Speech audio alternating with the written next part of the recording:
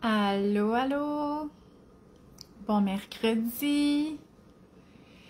Je vais attendre que vous joigniez à moi. Donc, pour ma vidéo en direct du mercredi, donc ça fait 2 semaines déjà que je vous parle de mon nouveau livre, Cuisiner avec qu'est-ce qu'on a dans le garde-manger. Donc, on va prendre une pause de la présentation de mon livre cette semaine et je vais plutôt me présenter. Donc, on va apprendre à faire connaissance. Bon, super! Donc, j'ai des personnes qui se joignent à moi. Dites-moi allô parce qu'aujourd'hui, on va apprendre à se connaître. En fait, c'est plus moi qui va parler comme d'habitude, et je vais vous donner des trucs par rapport à l'alimentation familiale qui fonctionnent et que depuis le début de ma pratique, là, c'est vraiment des choses que j'enseigne et que je vois à quel point ça porte fruit dans vos maisons. Donc, dites-moi allô et on va commencer. Donc, cette semaine, je me présente parce que j'ai des nouvelles personnes qui me suivent. Il y en a des fois qui savent pas trop mon contexte familial, pourquoi je parle de telle chose, c'est quoi mon expertise, mes expériences. Donc, je veux vraiment qu'on revoie tout ça et aussi vous parler un peu des valeurs que j'enseigne par rapport à ma façon de vous parler de nutrition, de l'alimentation familiale. Allô Mélissa, allô Annette.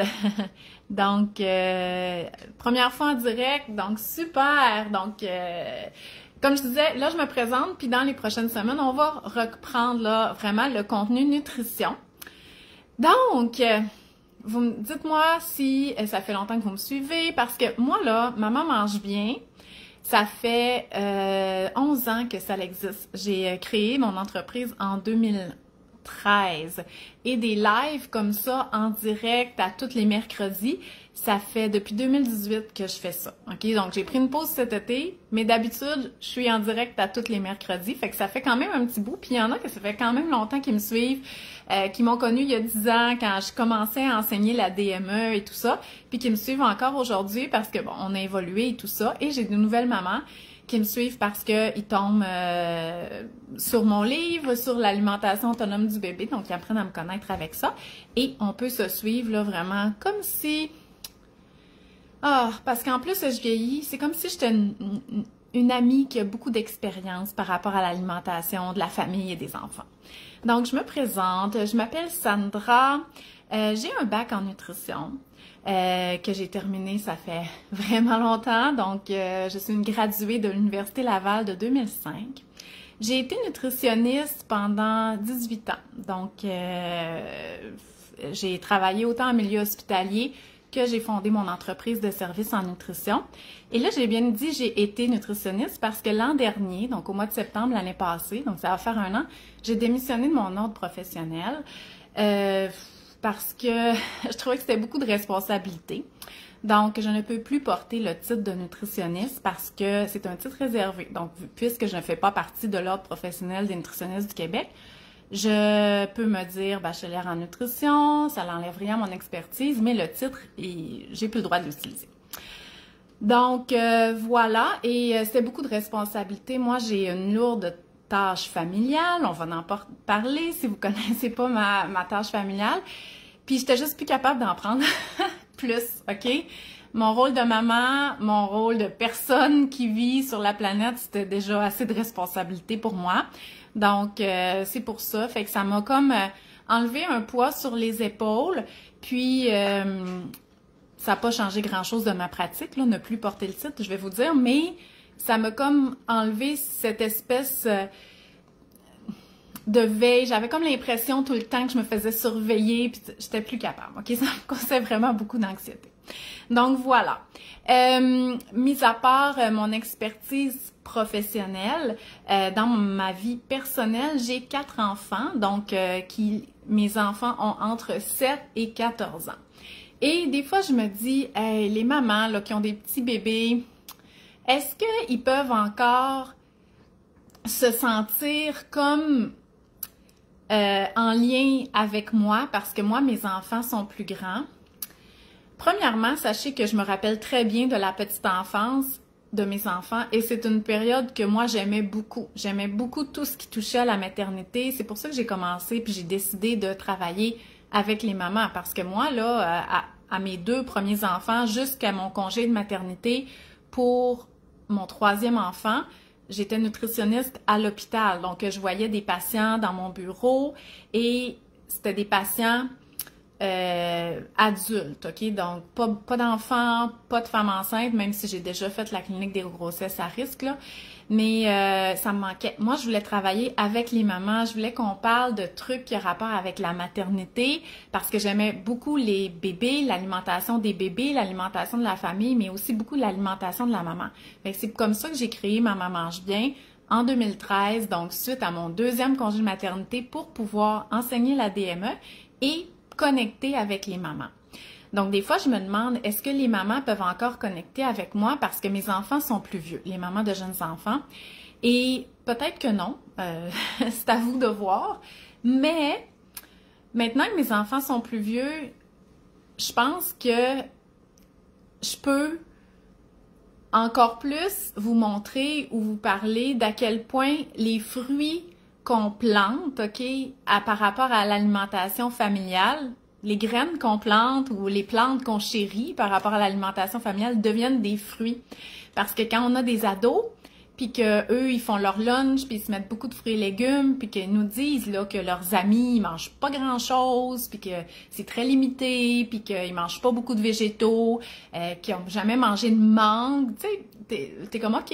Ben peut-être que c'est pas si important que ça, mais c'est sûr que pour moi c'est super important parce que c'est de prendre plaisir à bien manger, être capable de cuisiner un peu tout seul, des choses comme ça.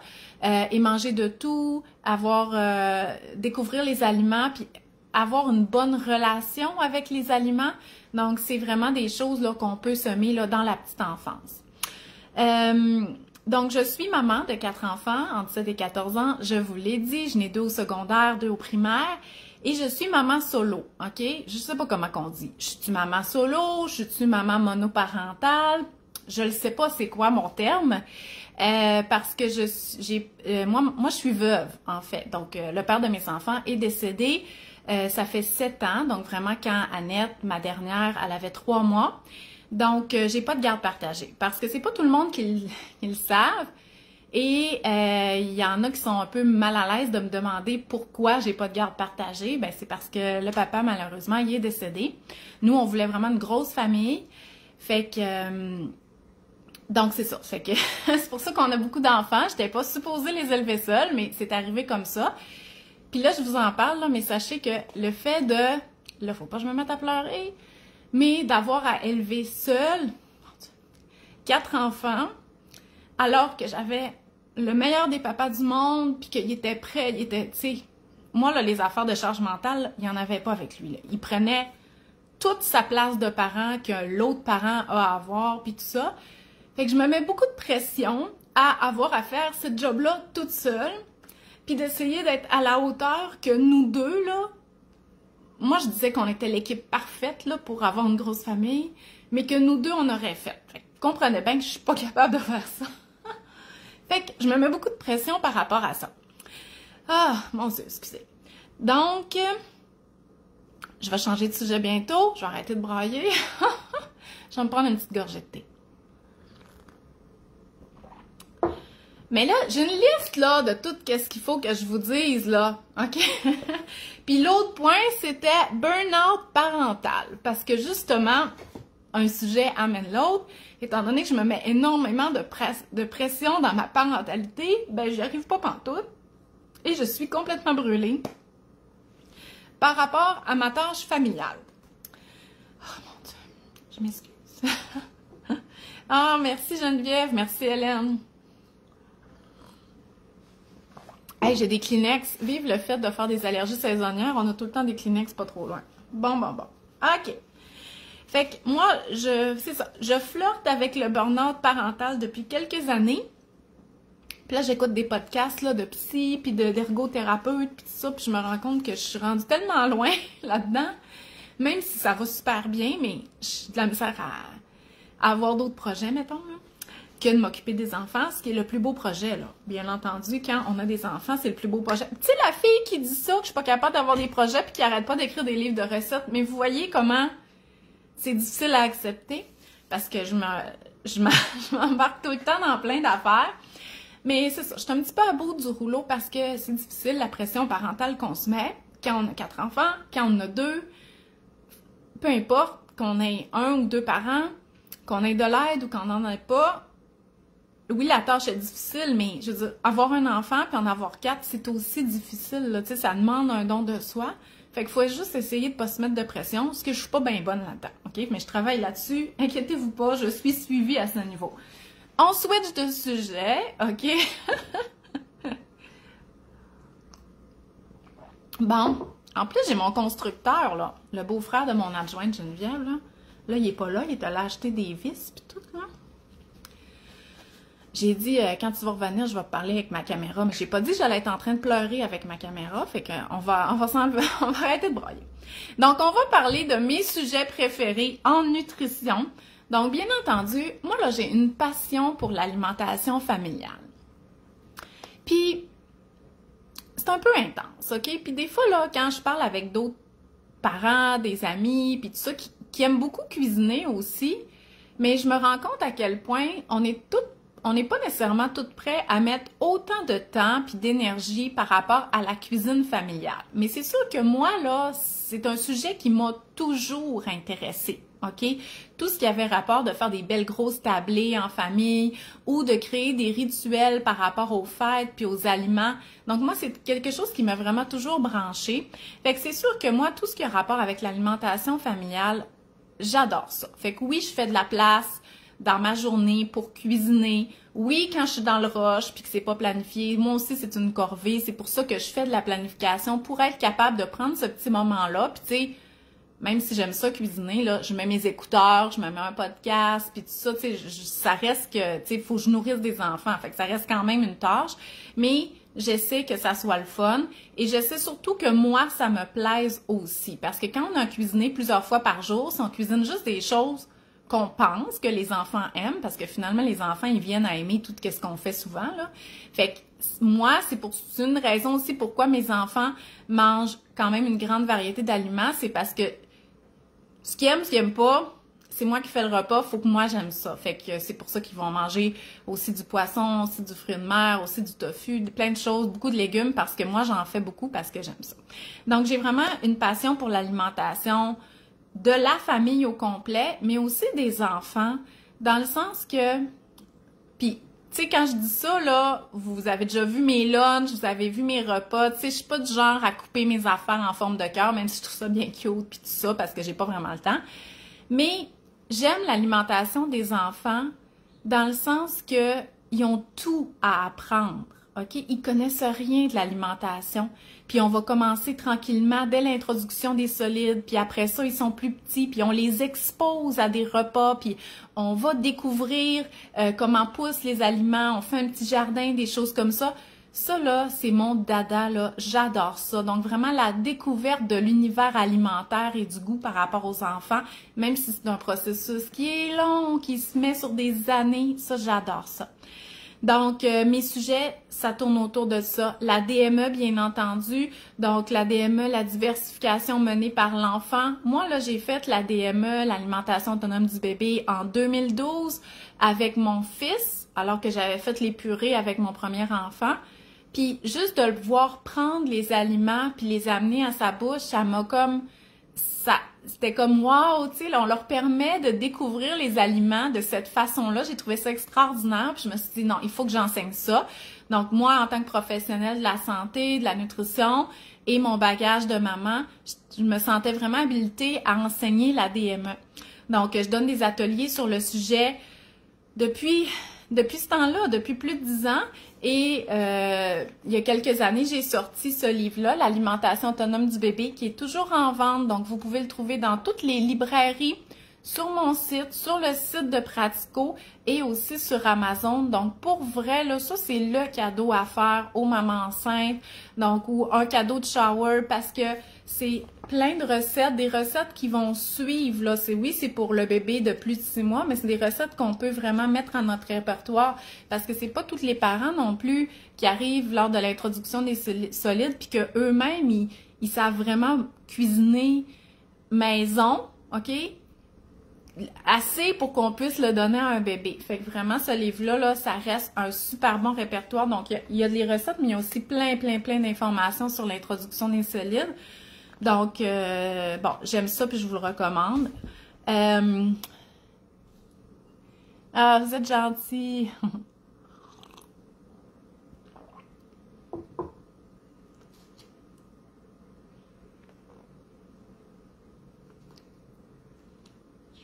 Ah, c'est gentil. Donc, j'aime ça, oui, quand les deux parents suivent la formation DME, puis même des fois, là, j'ai des grands-parents qui la suivent, puis je trouve ça tout le temps super beau de voir cette ouverture-là. Puis, tu sais, au début, c'était un peu bizarre, la DME, dans le sens que pas grand monde connaissait ça, mais là, maintenant, tu sais, c'est une façon d'introduire les solides, là. C'est même pas bizarre comme façon de faire, fait que c'est bien de vraiment prendre l'information.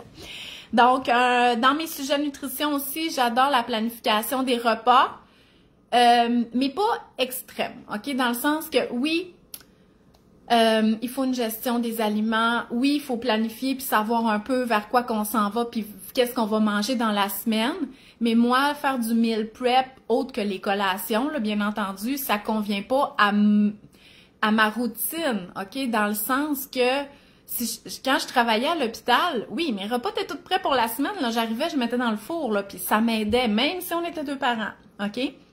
Mais là, ça convient plus, je suis à la maison, puis je prends plaisir à être slow pendant le retour à l'école, puis à faire un peu à manger, puis on va à la bibliothèque, puis on revient, puis on continue, et tout ça, les enfants peuvent aider, ils grignotent. Donc, moi, c'est ça qui convient à ma routine de vie. Ah, Alex, il est là. Donc, Alex, c'est mon constructeur. C'est le 3e qui vient construire mon sous-sol. Puis finalement, il aimait rien de ce que les autres y avaient construit, fait qu'il a tout débâti. Puis là, il est en train de rebâtir. Fait que là, t'es mieux de pas t'en aller, là, hein? T'es enregistré, là. Il dit, je reste jusqu'à la fin. Ah, bon. Le fait que mon sous-sol soit débâti, ça fait aussi en sorte que j'ai pas de laveuse et sécheuse depuis le mois de juillet. Je vais juste dire ça, là. C'est pas que je veux faire pitié, là, mais c'est difficile, c'est pas facile.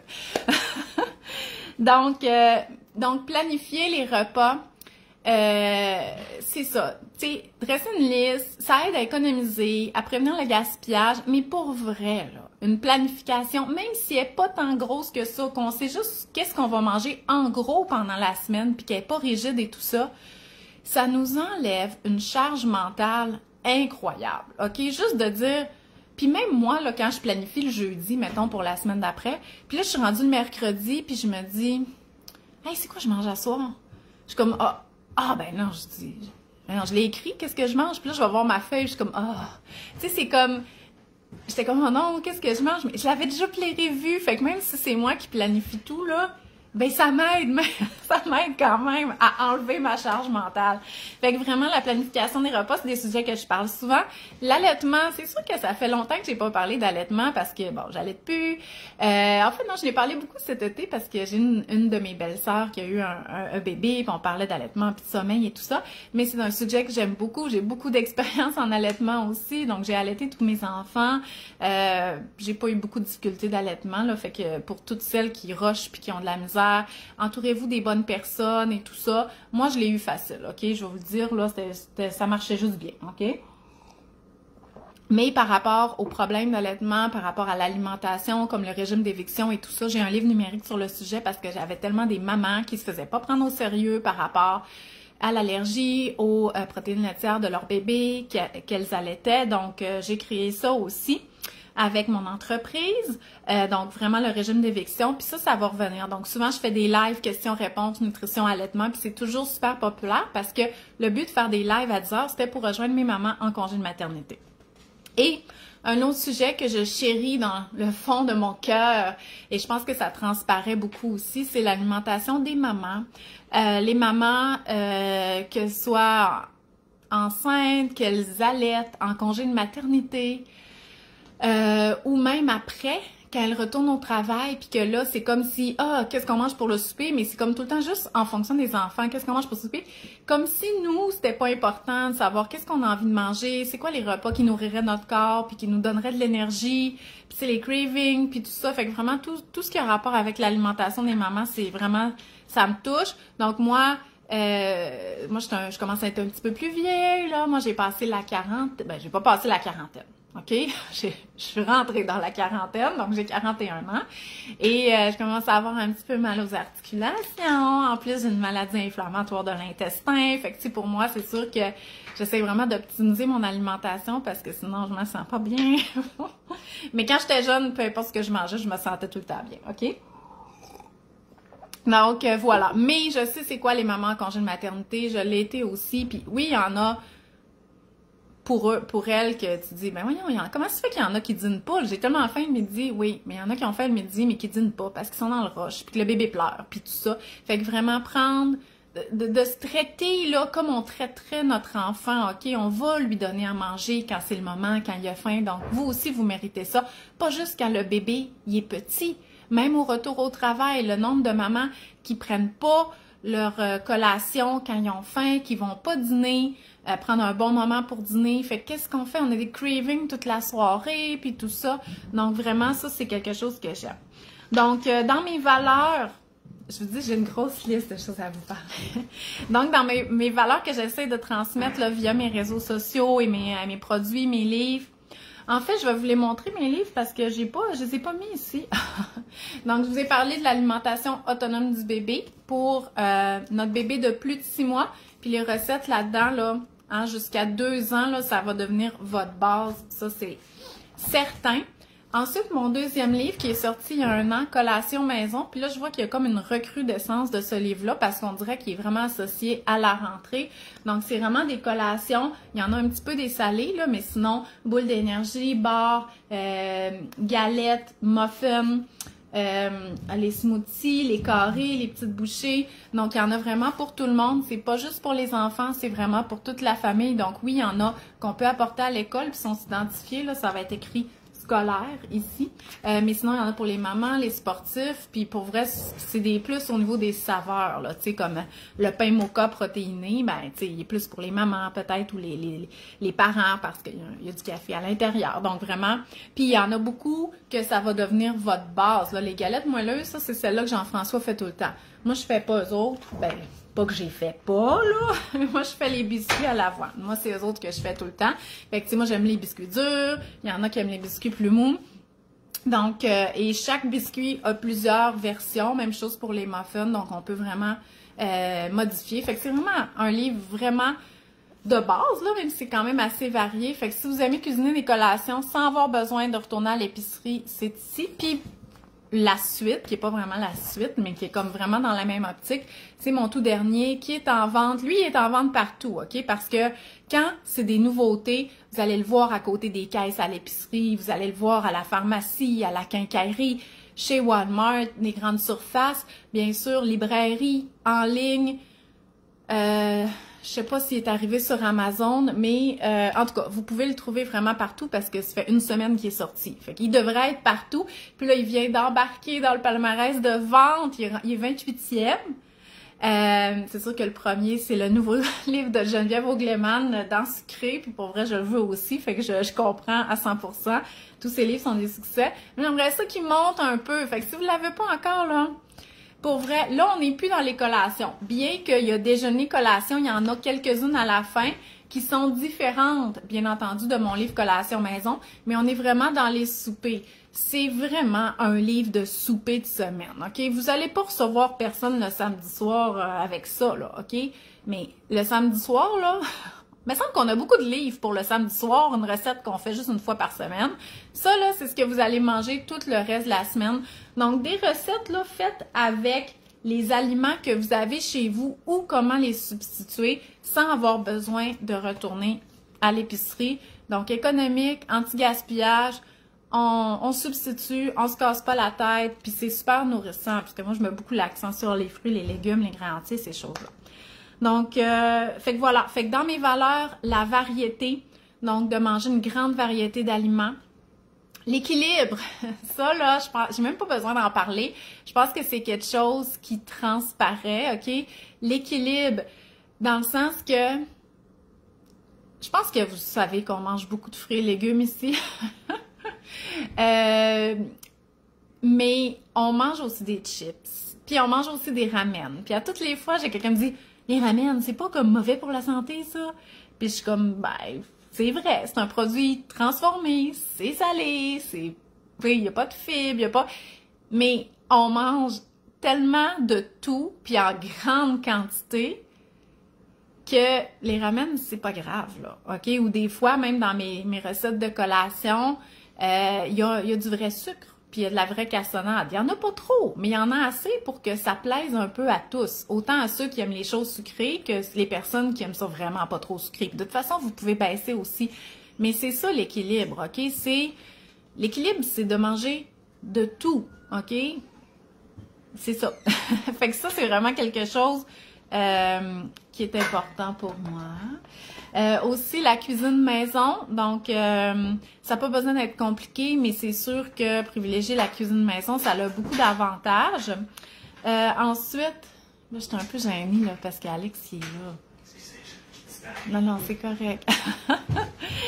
Donc, économique aussi, parce que même, des fois, je dis, j'ai pas de budget, moi, par rapport à l'alimentation, OK? Dans le sens que je vais dans des restaurants, puis des fois, ça coûte cher, mais tu sais, mettons, avec Jean-François, puis là, le monde me dit, oh, on aimerait ça que tu nous parles des restos, puis je suis comme, ben, je suis un peu gênée, là, c'est parce que, tu sais, c'est des restos que, au final, tu sais, ça nous coûte cher, tu sais. Mais, c'est ça, je vais pas limiter mon budget pour pouvoir me payer ces affaires-là. Peut-être des produits des fois un petit peu plus luxueux, ou aller au resto quand ça me tente et tout ça. Mais mon day-to-day, là, je vais acheter les aliments quand ils sont en solde. Je vais faire une mini-réserve, puis vu que je cuisine avec qu'est-ce que j'ai dans le garde-manger, ben c'est ça qui fait que mes repas sont vraiment économiques. Parce que le fromage qui est dans ma recette, il est en spécial. Les pâtes dans ma recette étaient en spécial. Même le thon et les légumineuses étaient en spécial. Fait que moi, j'aime vraiment ça, les économies, mais pas les économies à tout prix, OK? Mes fruits et légumes, j'y prends à la fruiterie près de chez nous quand c'est ouvert, là, c'est ouvert d'avril à octobre. Pourquoi? Ben, c'est parce qu'ils sont beaux, sont frais, les formats sont plus gros, puis tu sais, les avocats sont jamais noirs, puis tout ça. Est-ce que ça me coûte plus cher de fruits et légumes? Oui, mais est-ce que je vais me limiter de manger des fruits et légumes parce que je veux économiser? Non, OK? Fait que j'économise pas dans ce sens-là. Comme ma demi-crête de fraises, elle m'a coûté 25$.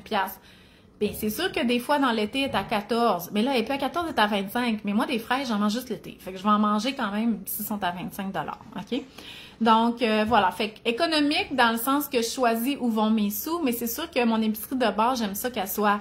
J'achète plus en spécial. Surtout que, tu sais, c'est choquant d'acheter comme ton fromage plein prix, puis que 3 jours après, pouf, les spéciaux changent, puis il est 3$ de moins. 3$ de moins, là, tu sais, pour le même fromage. Ça, c'est vraiment fâchant.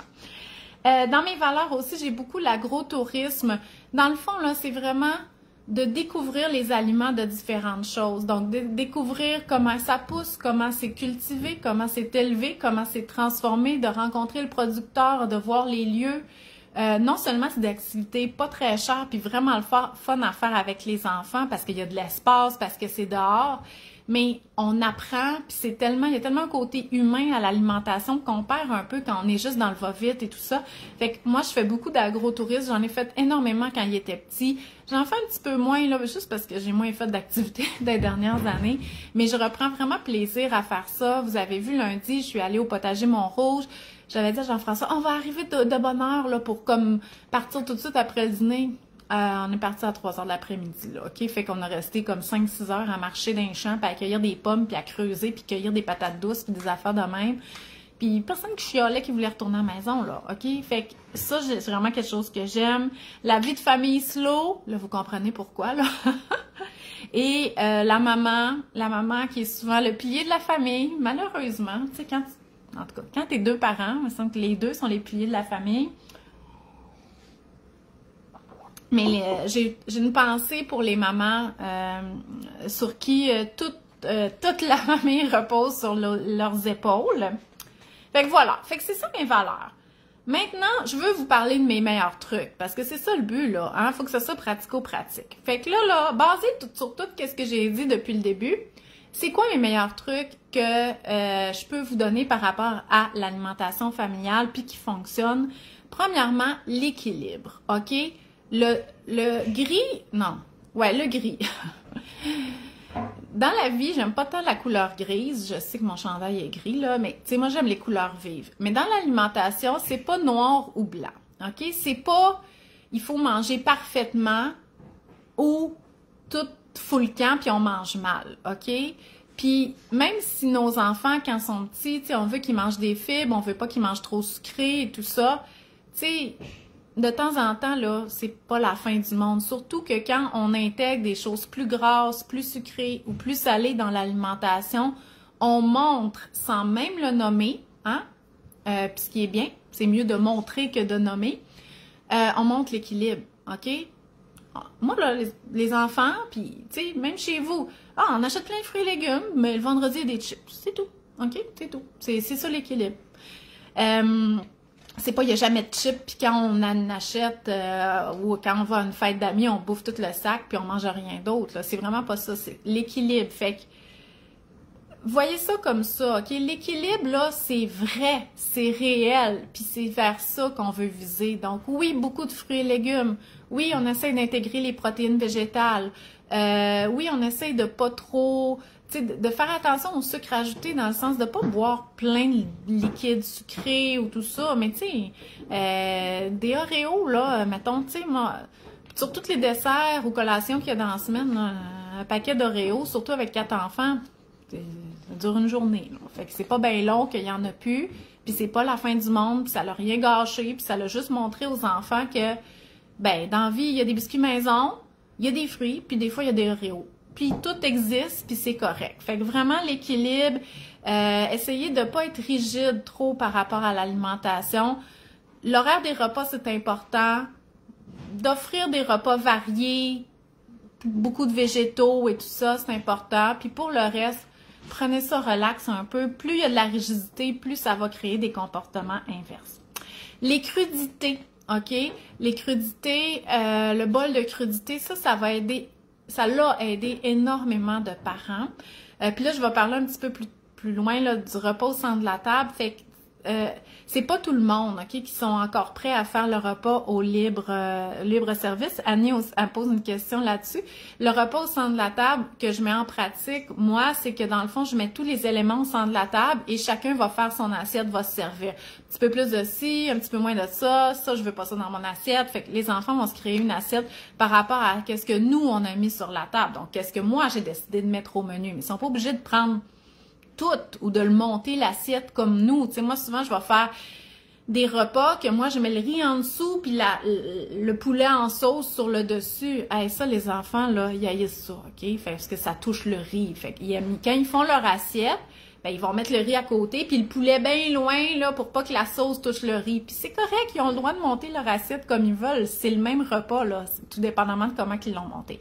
Mais c'est pas tous les parents qui sont prêts à faire ça parce que ça challenge souvent beaucoup d'idées qu'on a reçues même depuis notre enfance de parents à nous quand on était enfants, qu'il faut prendre de tout, faut goûter à tout, puis faut finir son assiette, des choses comme ça. Mais les crudités au centre de la table, ça peut être une première étape. Fait que vous pouvez servir l'assiette, le spaghetti puis tout, puis les crudités sont là. Fait que l'enfant peut se prendre des crudités. Là, quand l'enfant est capable de manger des crudités, bien entendu, de façon sécuritaire. Et qu'est-ce que vous allez vous rendre compte? Bien, c'est que les enfants préfèrent les crudités aux légumes cuits. Fait que des fois, ils vont pas toucher au brocoli cuit qu'il y a dans l'assiette, mais ils vont manger plein de carottes, plein de concombres, puis c'est correct. Fait que d'avoir, même quand le repas est comme... on a moins l'impression que ça fit avec des crudités comme des hot dogs, bien, prenez l'habitude de mettre le plat de crudité, puis vous allez être surpris de voir que finalement, ils ont mangé pas mal de légumes là, pour un repas de hot dog, OK? En plus, même pour les adultes, les crudités ou les légumes au repas, ça permet de remplir l'estomac puis de ressentir la satiété. Donc, peut-être qu'au lieu de manger 4 hot dogs, ben avec des crudités mangées comme ça, on dit, ben finalement, après 3, je suis correcte. Là, je parle pour un adulte. Là. Donc, voilà. Fait que le plat de crudité au centre de la table, là, puis des fois, on me dit, ça dure combien de temps les crudités? Commencez petit, prenez l'habitude de mettre les crudités au centre de la table à tous les repas, puis ça va finir que, comme moi, il faut les couper à tous les jours parce qu'après le repas, il n'y a plus de crudités, là. Il n'y en a plus, OK? Puis vous allez voir aussi que les crudités vont tellement devenir un repère sécurisant que quand ils n'aiment pas le repas, ils vident le plat de crudités. Moi, c'est encore mon baromètre. S'il n'y a plus de crudités, là, ils n'arrêtent pas de manger des crudités pendant le repas, c'est parce qu'ils n'ont pas ben aimé ma recette, là. Fait qu'ils se jettent sur la seule affaire qu'ils connaissent. Puis la seule affaire qu'ils connaissent, c'est des crudités, parce que ça fait comme 10 ans qu'ils ont ça dans le milieu de la table à tous les jours. Est-ce que tu es pour que les enfants se servent comme au buffet ou c'est le parent qui devrait servir? Non, Annie, je suis pour que le repas, les enfants se servent comme au buffet. On peut phraser ça comme ça. En fait, tu peux aider tes enfants à servir si le riz est trop loin et ils sont pas capables de le mettre dans leur assiette. Mais oui, moi, je suis pour le repas au centre de la table. C'est vraiment quelque chose, moi, qui m'a aidé vraiment beaucoup dans ma vie. Pas parce que mes enfants avaient de la misère à manger, mais parce que quand je servais les assiettes de tout le monde, puis que là, le temps de servir tout le monde, n'oubliez pas, j'étais un parent, là. Ma plus vieille avait déjà fini de manger, fallait que je me relève, puis je retourne faire une autre assiette, puis là, la minute que j'étais debout, tout le monde était debout, là, parce que c'est comme si je leur montre que c'est correct de se lever pendant le repas, puis ça, c'est non. Moi, là, si on est assis pendant le repas, fait que je suis le modèle, fait qu'il faut que je sois assise aussi, en train de manger, OK? Parce que c'est ça, c'est moi qui montre comment ça marche, là. OK, j'ai pas besoin de le dire, je fais. Fait qu'en ayant tout au centre de la table, ustensiles inclus, je me relève plus. Puis quand je m'assois, puis que tout est là, moi, là, j'ai l'impression que ma job de parent pourvoyeur de nourriture est faite. OK? Puis est faite. Parce que c'est pas moi à mettre la nourriture dans l'estomac de mes enfants. OK? Moi, ma job, c'est de planifier un repas, de le cuisiner, de leur offrir une variété selon mes capacités ou qu'est-ce que j'ai décidé d'offrir, puis d'avoir un certain horaire de repas. Mais une fois que c'est fait, ça, je m'assois, je mets les repas là, puis je suis comme, c'est fait, manger, moi je mange. Puis souvent, même moi, je fais mon assiette en premier, parce que je suis comme, OK, moi, c'est moi qui l'ai cuisiné, ce repas-là, je vais toujours même faire la plus belle assiette quand c'est chaud, puis là, je m'assois, puis vous autres, c'est comme, regarde, la bouffe est là, mangez, puis faites votre assiette. Puis ça aide à enlever la pression là qu'il y a au repas. Mais s'ils ne mangent pas le repas parce qu'ils n'aiment pas, on jette, on garde, c'est juste le parent qui mange le lendemain, les enfants mangent autre chose. Quand tu fais le repas, Annie, là, tu sais, le repas, c'est pas juste une affaire, OK? Par exemple, si tu fais une plaque où est-ce qu'il y a de la viande, des légumes, ben, il va y avoir du riz avec ça, puis il va y avoir tes crudités. C'est sûr que ton enfant va probablement manger quelque chose là-dedans, OK? Ça pourrait être juste les crudités, puis je le sais que c'est pas un repas complet, mais au moins, il a mangé quelque chose. Toi, tu as fait ta job, OK? Mais c'est sûr que si tu lui donnes tout le temps une autre affaire, « Ah, t'as pas mangé ça, veux-tu des toasts? » Ben, il va vraiment comprendre qu'il n'y a pas à passer outre le fait qu'il connaît pas l'aliment parce que tu vas lui donner quelque chose qu'il préfère. Fait que le repas au centre de la table que chaque enfant sert, c'est un projet de longue envergure, OK? Mais à long terme, ça l'apporte vraiment beaucoup pour l'enfant, pour qu'il vienne à manger de tout. Mais ça se fait pas du jour au lendemain, OK? Puis c'est pas parce que tu fais son assiette qu'il va manger plus. OK? Enlève-toi ça de la tête, là. OK? Fait que c'est quasiment mieux qu'il fasse lui-même son assiette parce que, tu sais, il va le mettre pour pas que ça se touche puis comme il veut. Mais si tu fais son assiette, il va pas nécessairement manger plus. Mais si ton enfant, il dit, maman, tu veux-tu faire mon assiette? Tu dis, OK, c'est beau, je vais la faire. Puis c'est correct. Tu sais, on communique, on voit avec qu'est-ce que notre enfant essaie. Je vais vous en reparler du repas au centre de la table, là, OK? Je vous le disais je vous le dis, pensez-y, c'est quelque chose à mettre en place, ça fonctionne bien, c'est relaxant pour le parent, ça fait que ça présente une belle variété d'aliments Puis des fois, quand on se rend compte, mettons qu'on mange du pâté chinois puis qu'on le met dans le milieu de la table, là, on se rend compte que c'est beige longtemps, là, OK? Puis on se dit, ouais, ben ma table est pas bien belle, dans le sens qu'il n'y a pas de couleur, là. OK? Fait que ça nous pousse à sortir le plat de crudité parce qu'on se dit, ouais, ben, non, c'est trop beige, OK? Fait qu'on sort des crudités, puis là, c'est un petit peu plus beau. Visuellement, c'est beau aussi pour tout le monde, puis ça fait qu'on a des légumes de plus. Fait que de voir le repas dans son ensemble au centre de la table, ben, des fois, ça fait en sorte que on va mettre une petite sauce, on va rajouter des petits aromates verts, tu sais, pour que ça soit beau. Puis tout ça, c'est de la nutrition qui compte, là. C'est des aliments qui sont bons pour notre corps, puis nos papilles gustatives aussi.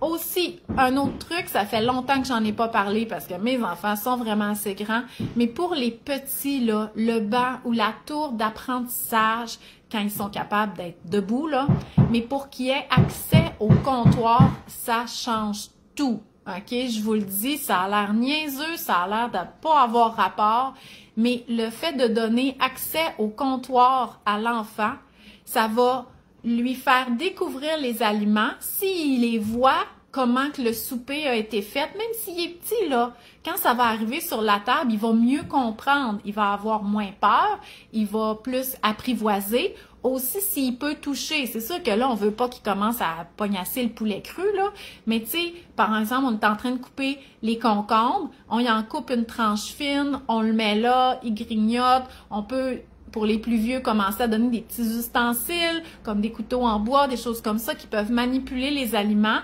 Ils apprivoisent les aliments, puis ils viennent à mieux manger leur souper, à avoir un intérêt, puis à vraiment s'ouvrir, puis éventuellement à avoir des habiletés culinaires.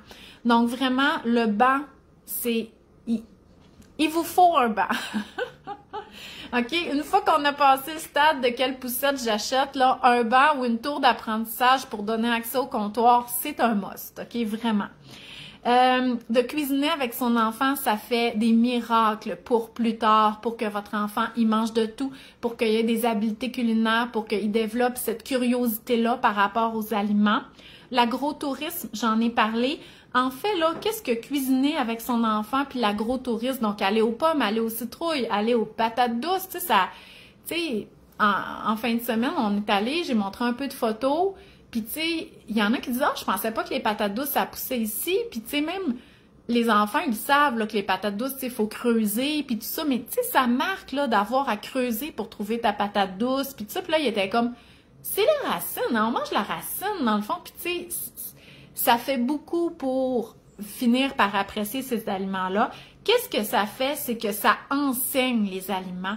C'est l'apprentissage par l'expérience, OK? L'expérience de cuisiner, l'expérience de découvrir de nouveaux aliments, de savoir comment ça pousse, de les cueillir, d'avoir hâte, OK? D'avoir hâte que le jardiner, tu sais, de planter des graines au printemps puis de récolter le fruit là, à la fin, mais ça l'aide à comprendre le gaspillage alimentaire. Tu sais, tu te dis... Hey, cette pomme-là, là, ça y a pris tout l'été avant de devenir une pomme. Tu sais, si je décide de la prendre, là, je parle pas pour un petit, là, qui va manger deux bouchées, puis ça peut finir là, puis c'est pas grave, on fait un smoothie avec, là. Mais, de comprendre que la pomme, ben, tu sais, faut l'honorer un peu, là, tu sais, ça y a pris l'été se rendre comme ça. Mais quand on fait un jardin, sans même avoir rien à dire, ben, on le voit, ça, OK? Ça permet d'attendre, la patience. Moi, mes carottes, là, elles sont pas prêtes encore, OK? Hey, ça fait longtemps que j'ai planté ça, là, j'ai planté ça au mois de mai. Fait que, tu sais, les enfants, ils ont hâte de manger des carottes, mais ils savent que c'est long, OK? Donc, puis le repas au centre de la table, j'en ai parlé. Fait que c'est ça un peu mes meilleurs trucs. Mais pour vrai, les crudités au centre de la table, puis le banc, pour donner accès au comptoir, c'est des must, OK, complètement. Puis après ça, l'agrotourisme, vraiment mettre en place l'équilibre, OK, manger de tout. Et le repas au centre de la table, je vous le dis, là, si vous faites déjà ça, enlevez-vous de la pression par rapport à l'alimentation parce que vous faites déjà bien, je vous le dis. Fait que voilà, je vais vous laisser. Merci d'avoir été avec moi. On se revoit ici. Là, ces temps-ci, je suis vraiment dans la promotion de mes livres, OK? Mais je donne encore des conférences DME. Je vais recommencer à donner des webinaires éventuellement. Fait que c'est vraiment comme ça, moi, que je partage mes connaissances là, sur l'alimentation. Fait qu'on va se revoir sur les réseaux sociaux et sinon la semaine prochaine. Fait que merci beaucoup d'avoir été là. Bye bye!